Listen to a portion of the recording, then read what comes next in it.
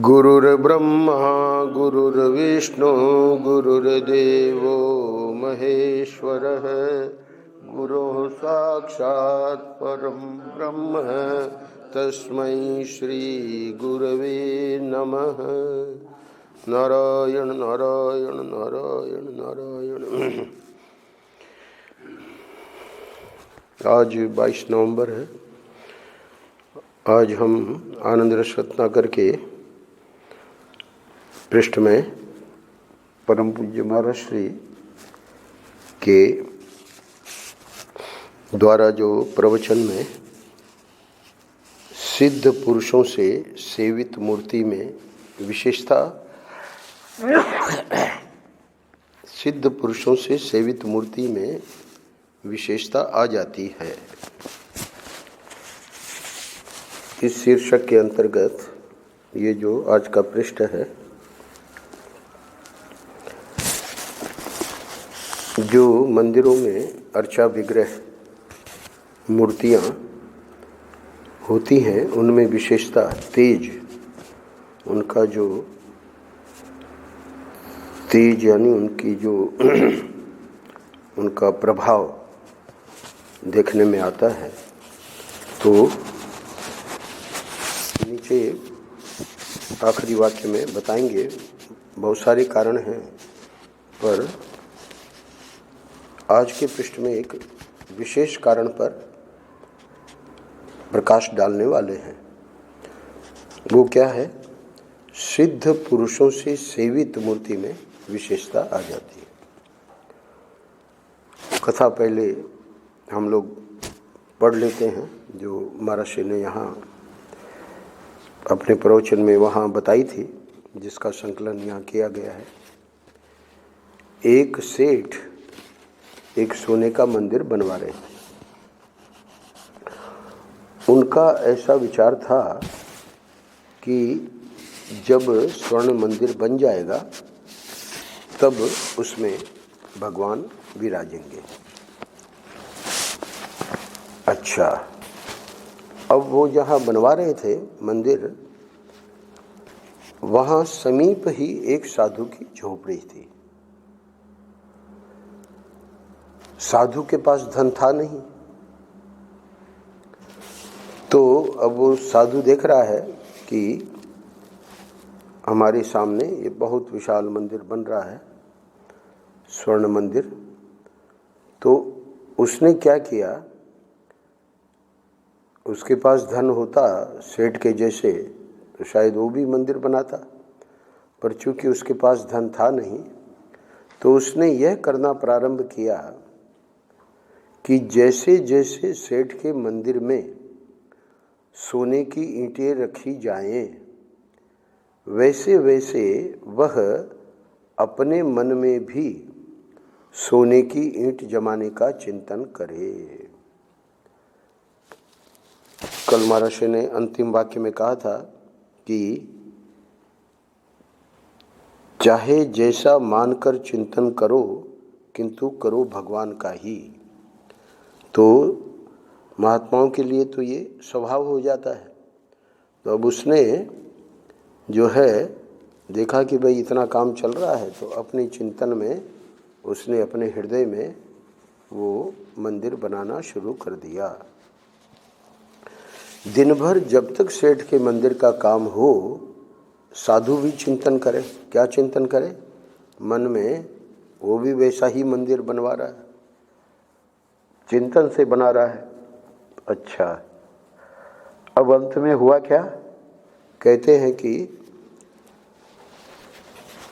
सेठ के मंदिर के ही ढंग का मंदिर साथ ही साथ अपने मन में वह स्वर्ण का बनाने लगा, और उधर सेठ का मंदिर पूर्ण हुआ तो साधु के मन में बनने वाला मंदिर भी पूर्ण हो गया। तो यहाँ तक की बात तो ठीक है। आगे क्या घटना घटित हुई? सेठ ने बड़ी सुंदर मूर्ति मंगवाई। अब स्वाभाविक है, जो स्वर्ण मंदिर बना है तो मूर्ति तो और गजब की होंगी। अच्छा, और धर्मशास्त्र के बड़े बड़े विद्वानों को बुलाकर प्राण प्रतिष्ठा प्रारंभ करवाई। जो भी विधि विधान होता है वो शुरू हो गया। साधु ने भी अपने मन के मंदिर में भगवान को पधराया। इधर मूर्ति आई और सब प्राण प्रतिष्ठा की जो विधि विधान शुरू हो गया सेठ के मंदिर का। अच्छा, साधु के मंदिर का क्या हुआ? बोले उसने भी मन के मंदिर में भगवान को पधराया। अब साधु के मन में तो भगवान प्रकट हो गए। वे हंसने बोलने तथा पूजा स्वीकार करने लगे। यहाँ सेठ के मंदिर में विद्वान पंडितों ने श्री विग्रह के सब अभिषेक किए, सिर से पैर तक और पैर से सिर तक मातृकादि न्यास भी किए, किंतु मूर्ति में तेज नहीं आया। अच्छा, अब उधर तो साधु ने अपने मन के मंदिर में भगवान को पधराया, भगवान साधु के मन में प्रकट हो गए, हंसने बोलने लगे, पूजा स्वीकार करने लगे। और इधर जो है ब्राह्मणों को आखिर में कहना पड़ा सेठ से। क्या कहे ब्राह्मण? ब्राह्मणों ने सेठ से कहा कि सेठ जी, हमारे कर्म में तो त्रुटि है नहीं, किंतु पता नहीं क्या बात है कि मूर्ति में भगवदीय ज्योति प्रकट नहीं हो रही है।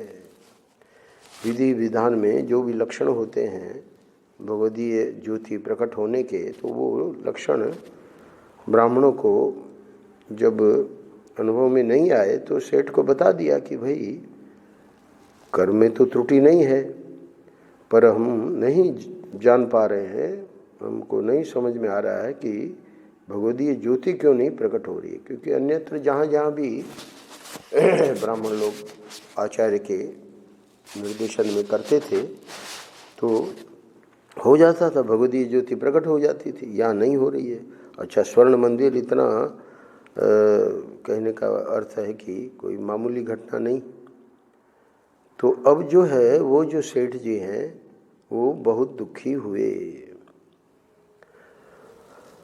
सबने परस्पर सलाह की और एक महात्मा के पास गए। अच्छा, अब समाधान क्या निकला उसको आगे महाराज श्री बता रहे हैं। महात्मा जी ने ब्राह्मणों की बात सुनी और ध्यान करके देखा। पहुंचे हुए महात्मा थे, ध्यान किया और पूरी सब स्थिति समझ में आ गई।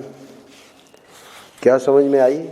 बोले वो महात्मा बोले, भगवान इस समय अन्यत्र व्यस्त हैं, इसलिए मूर्ति में नहीं आ रहे हैं। महाराज कहाँ व्यस्त हैं, उनको कैसे बुलवाएं? तुम्हारे मंदिर के पड़ोस में जो साधु हैं उसने अपने मन में वैसा ही स्वर्ण मंदिर बनवा लिया है और वहाँ यानी उस साधु के मन में वह भगवान की सेवा पूजा कर रहा है। यानी जो ऊपर बताया महाराज श्री ने कि वहाँ वे प्रकट हो गए हैं। तो ये महात्मा ने अपने सिद्धि से ध्यान करके पता लगा लिया और उन लोगों को बता दिया। अच्छा, वे उसकी यानी ठाकुर जी व्यस्त हैं, वे उसकी सेवा स्वीकार करने में लगे हैं। तो अन्यत्र व्यस्त होने के कारण मूर्ति में नहीं आ रहे। तो महाराज इसका आप समाधान बताइए। यदि वह साधु तुम्हारे मंदिर में दर्शन करने आए तो भगवान मूर्ति में उसे दर्शन देने आ जाएंगे। ये उनको समाधान मिल गया।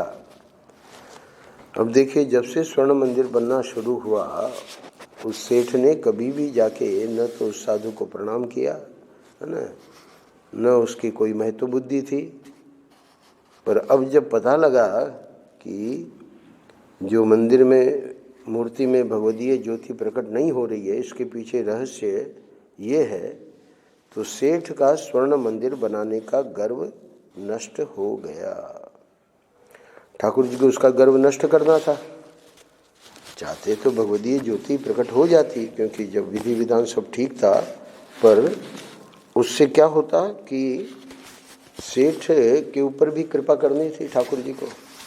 तो ब्राह्मण बेचारे थक गए, हार गए, सब प्रकार के विधि विधान को करने के बावजूद भी भगवदीय ज्योति प्रकट नहीं हुई। अब इसका गर्व जो है वो चूर हो गया। सेठ का स्वर्ण मंदिर बनाने का गर्व नष्ट हो गया। यही ठाकुर जी को करना था। वे ब्राह्मणों के साथ उस साधु की झोपड़ी पर गए और उससे मंदिर में पधारने की प्रार्थना की। साधु आए और जैसे ही हीरे पन्ने आदि से सजी उस मूर्ति पर उनकी यानी उस साधु की दृष्टि पड़ी, मूर्ति में भगवदीय तेज प्रकट हो गया। यहाँ कथा पूरी होती है। अब महाराज श्री ये जो आज के पृष्ठ में ये जो महाराज श्री के प्रवचन से संकलित किया गया है, परम पूज्य महाराज श्री बता रहे हैं, भगवान भक्त के हृदय से मूर्ति में आते हैं। यहाँ रुक जाइएगा। भगवान मूर्ति में जब भी आवेंगे तो भक्त के हृदय से ही आवेंगे। यहाँ ये जो हमने पढ़ा अभी अभी उसमें स्पष्ट हो गया। अच्छा, और दूसरी कोई विधा है? बोले हाँ, मूर्ति में विशेष तेज या तो उपासना की पूर्णता से, अच्छा विधि तथा सामग्री संपूर्ण होने से, अथवा कर्ता की प्रधानता से आती है। तो भक्त के हृदय से मूर्ति में आए, ये तो आज जो हमने प्रसंग पढ़ा उसमें स्पष्ट हो गया। इसके अतिरिक्त समझो कोई ऐसा महात्मा या साधु न भी हो तो देखा जाता है, यानी अपने व्यक्तिगत ठाकुर जी में भी देखा जाता है कि उसमें भगवदीय तेज है। तो वो तेज कहाँ से आया? वो जो भक्त है, उपासक है, उसके जो व्यक्तिगत ठाकुर जी हैं, तो उसकी उपासना की पूर्णता। तो उपासना की पूर्णता का अर्थ है कि पूर्ण शरणागति है उस उपासक की अपने उपास्य के प्रति। तो कोई अर्चा विग्रह मंदिर का ही आवश्यक नहीं है, अपने व्यक्तिगत जो ठाकुर जी हैं उसमें भी भगवदीय तेज देखा जाता है। तो वो तेज फिर कहाँ से आया? बोले वो उपासना की पूर्णता से। उपासना की पूर्णता हुई कैसे? उपासना की पूर्णता सद्गुरु की प्रसन्नता से, सद्गुरु ने आशीर्वाद दिया और वो उपासक का जो पूर्ण शरणागति है, तो उससे ये भी देखा गया है भगवदीय तेज आता है। अच्छा, विधि तथा सामग्री संपूर्ण होने से, अर्थात विधि विधान में कोई त्रुटि न हो। यहाँ इस प्रसंग में विधि विधान में कोई त्रुटि नहीं थी, परंतु ये जो तीसरी बात महर्षि बताने जा रहे हैं, अथवा कर्ता की प्रधानता से आती है। यहाँ कर्ता कौन है? वो सेठ है, मंदिर बनाने वाला। तो मंदिर बनाने वाला जो सेठ है, तो यहाँ विधि विधान ब्राह्मणों ने कहा कि हमारे कर्म में तो त्रुटि है नहीं, किंतु पता नहीं क्या बात है कि मूर्ति में भगवदीय ज्योति प्रकट नहीं हो रही है। जहाँ भी होता था आचार्य बहुत पहुँचे हुए थे और वो ब्राह्मणों को लेके जाते थे और प्राण प्रतिष्ठा की जाती थी। तो ये तो पहली घटना ऐसी हुई, और उसमें भी स्वर्ण मंदिर में। तो इसलिए विधि तथा सामग्री संपूर्ण वहाँ थी, फिर भी हम देख रहे हैं कि भगवदीय तेज प्रकट नहीं हुआ। तो उसमें ये जो तीसरा पॉइंट है, कर्ता यानी वो जो सेठ था उसको अभिमान था अभिमान क्या था? मैं स्वर्ण मंदिर बना रहा हूँ। तो ये स्वर्ण मंदिर बनाने का जो अभिमान था वो ठाकुर जी ने कैसे खत्म किया? उस सामने जो साधु था, है ना, उसने भी मंदिर बनाया और भगवान उसके हृदय में चले गए और यहाँ महात्मा ने पता लगा के बताया। तो कर्ता की प्रधानता से भी भगवदीय तेज अर्चा विग्रह में आता है, परंतु वो जो तेज है वो कब आएगा? जब वो कर्ता ऐसे उच्च कोटि का उपासक होवे, यानी ऐसा कोई अभिमान आदि उसमें न होवे। अब जो आज का पृष्ठ है उसमें इस बात को लेके मुख्य बात है क्या? सिद्ध महापुरुषों से सेवित मूर्ति में विशेषता आ जाती है। तो यहाँ सिद्ध महापुरुष कौन है? वो महात्मा जो झोपड़ी में रहता था, उससे सेवित मूर्ति में विशेषता आ जाती का अर्थ क्या है? उसने तो कोई वो जो स्वर्ण मंदिर में हीरा पन्ने वाली मूर्ति थी उसकी तो कोई सेवा की नहीं, वो तो बस दर्शन करने आ गया था। उस महात्मा ने बताया कि यदि वह साधु तुम्हारे मंदिर में दर्शन करने आए तो भगवान मूर्ति में उसे दर्शन देने आ जाएंगे। तो यहाँ पर सिद्ध महापुरुषों से सेवित मूर्ति में विशेषता आ जाती है का अर्थ क्या है? ये थोड़ा सा आज के पृष्ठ का विचारणीय विषय है। इसमें क्या विचारणीय विषय है? विचारणीय विषय यह है कि उस सिद्ध महापुरुष ने जो स्वर्ण मंदिर अपने मन में बनाया, उस मन में ठाकुर जी आ गए और उसी की वो सेवा पूजा करता था। हंसने बोलने लगे ठाकुर जी, है ना, पूजा स्वीकार करने लगे। तो बताया उसने महात्मा ने कि उस साधु ने अपने मन में वैसा ही स्वर्ण मंदिर बनवा लिया है और वहाँ वह भगवान की सेवा पूजा कर रहा है। तो अब आप देखें कि जब वो पहुँचा वहाँ, तो पहुँचा तो क्या हुआ?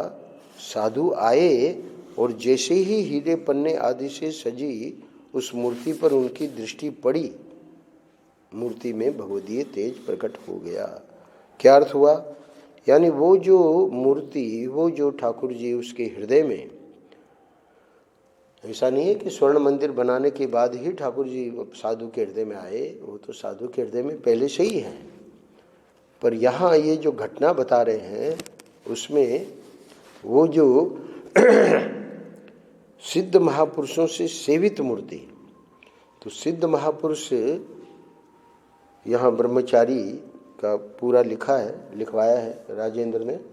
तो अब ये यहाँ रहे, ग्वालियर के जो भी महाराजा थे उन्होंने प्राण प्रतिष्ठा वगैरह करवाई, पर ये जो ठाकुर राधा गिरधर गोपाल हैं तो ब्रह्मचारी जी द्वारा ये कई वर्षों तक इनकी सेवा पूजा हुई। ऊपर चढ़ने के, जीना चढ़ने के बाद ऊपर एक स्थान है, तो वहाँ पर वो बैठकर अपना भजन भी करते थे।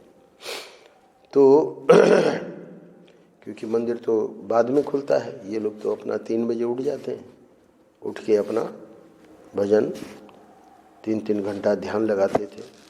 फिर बाद में जब मंगला आरती का समय होता अपना आ जाते थे।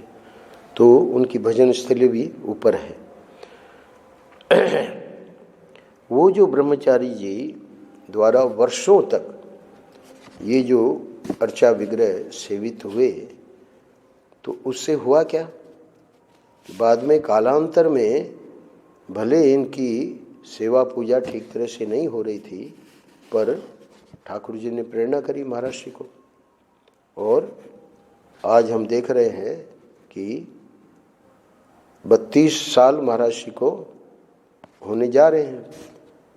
आज 22 है, आज 22 है, आज 22 है, परसों त्रयोदशी है, तो 32 साल महाराज जी को हो जाएंगे। महाराज जी ने प्रेरणा दी सावित्री बहन को कि उनको कहो, सीताराम जी को, कि ये स्थान यहाँ ले ले। उन्होंने महाराज जी की बात मान ली और ये स्थान ले लिया गया। उससे क्या हुआ कि जो उपेक्षा हो रही थी सेवा पूजा की, वो महाराज श्री ने विजय बहादुर करके अभी है वो उसको भेजा। यहाँ जंगल था, बोले कोई बात नहीं, तुम जाओ वहाँ और हमारा आशीर्वाद है। और महर्षि ने आशीर्वाद दिया उसको कि तुमको अपने जीवन में कभी कोई कमी नहीं रहेगी। आज भी वो बताता है, प्रथम पुजारी था वो, ये मंदिर और ये स्थान ले लिया गया उसके बाद। और उसके बाद जो है क्रम क्रम से होती गई सेवा पूजा। और फिर अतिरुद्र यज्ञ के पूर्व 2 वर्ष तक ठाकुर जी को विराजमान कर दिया दूसरे कक्ष में। पूरा का पूरा जीर्णोद्धार हुआ अंदर से। और ठाकुर जी जब आए हैं यहाँ तो अतिरुद्र यज्ञ भी चल रहा था और इधर जो है ठाकुर जी को फिर से स्थापना अपने नए मंदिर में, यानी अपना उनका जो मूल स्थान पर अच्छी तरह से उसको जो बना दिया गया।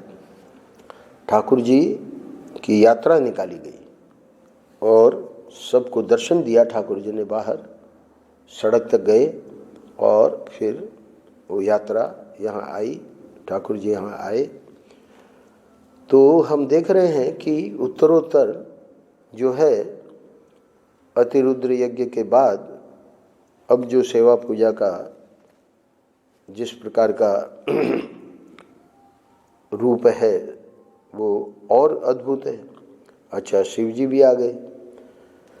तो कहने का अर्थ यह है कि वो जो ब्रह्मचारी जो सिद्ध महापुरुष थे उनके द्वारा जो ये सेवित मूर्ति है, स्थापना तो कर दी, ग्वालियर के महाराजा ने मंदिर भी बनवा दिया।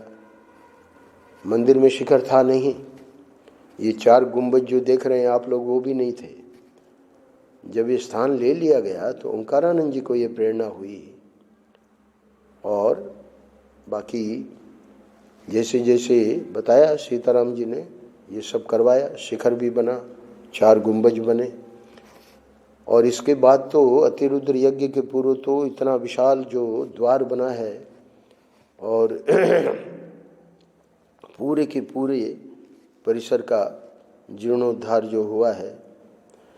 यानी ये जो दीवारें हैं इतनी काली पड़ गई थी, जब से बना है तब से कोई पूरा का पूरा सब अद्भुत कार्य हुआ है। 2-3 साल जो है इतना कार्य हुआ अतिरुद्र यज्ञ के पूर्व।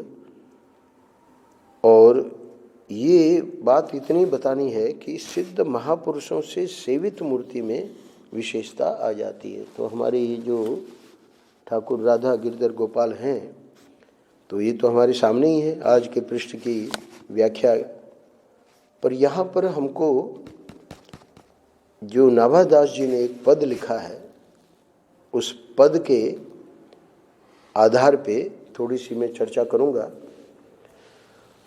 भक्त भक्ति भगवंत गुरु चतुर नाम वपु एक, इनके पद वंदन किए नाशे विघ्न अनेक।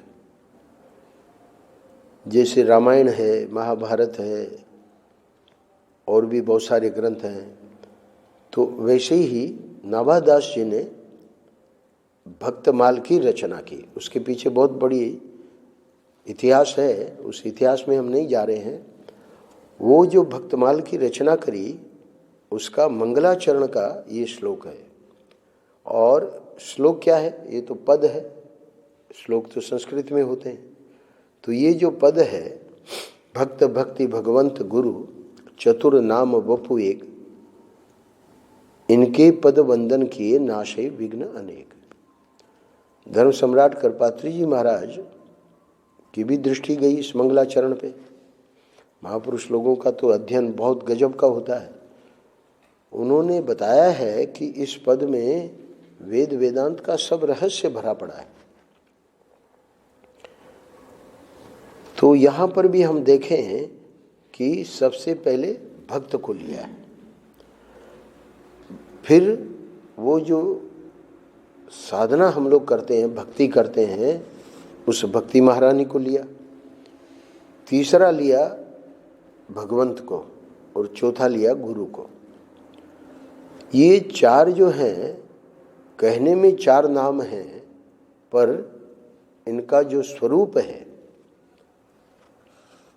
चतुर नाम वपु एक, तो वपु का अर्थ होता है शरीर, तो यहाँ शरीर का अर्थ है स्वरूप।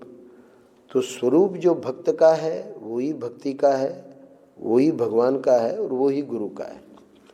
स्वरूप में चारों एक हैं। अभी जो हमारा आराधन उत्सव चल रहा है, तो प्रथम दिन भक्तमाल के विशिष्ट कथा करने वाले महापुरुष आए थे। उन्होंने सुनाया कि इस मंगलाचरण के श्लोक में चार चीजें गिनाई है। तो किसी ने कहा, बहुत पुरानी घटना है, कि भाई हमको जो महापुरुष थे कि ये चार चीजें तो बनेगी नहीं, आप इनमें दो मतलब कम करके हमको बताइए। तो फिर महात्मा ने दो बातें बताई। कौन कौन सी? हरि और हरिदास, यानी भगवान और भगवान का भक्त। तो भक्ति और गुरु को, चूंकि चारों एक ही है, तो इसमें जब दो कर दिया तब भी उसने कहा कि नहीं, हमको एक बताइए जिसकी हम उपासना करें। तो बताया कि भक्त यानी संत महापुरुष। तो अब देखिए, चार में आखिर में उस पहुंचे हुए महापुरुष ने बताया कि एक को पकड़ना हो तो संत को, महात्मा को। तो इसमें क्या रहस्य है? इसमें रहस्य यह है कि वो जो संत हैं उनके हृदय में भगवान है, यानी भगवान को अलग से गिनाने की जरूरत है ही नहीं। भक्त है, जो संत हैं, महात्मा है, वह अपने हृदय में भगवान को लिए हुए है और भक्ति उसकी साधना है और वो गुरुनिष्ठ है। तो इसलिए संत में बाकी तीनों चीजें आ गई। एक दूसरे महात्मा जिनको अध्यक्ष बनाया गया दूसरे दिन, अवशेषानंद जी महाराज, उन्होंने दृष्टांत देके किसी अपनी साधना के प्रसंग में, क्योंकि आराधना चल रही है तो सब लोग आराधना पे बोल रहे हैं, तो आराधना पे उन्होंने सुनाया कि जैसे ट्रेन है और ट्रेन में हमको चढ़ना है, हम उतर गए स्टेशन पे कुछ पानी वानी लेने और उतने में ट्रेन चल पड़ी। तो हमारा डब्बा तो आगे चला गया, पर हमने जो भी सामने डब्बा है उसमें हम बैठ गए।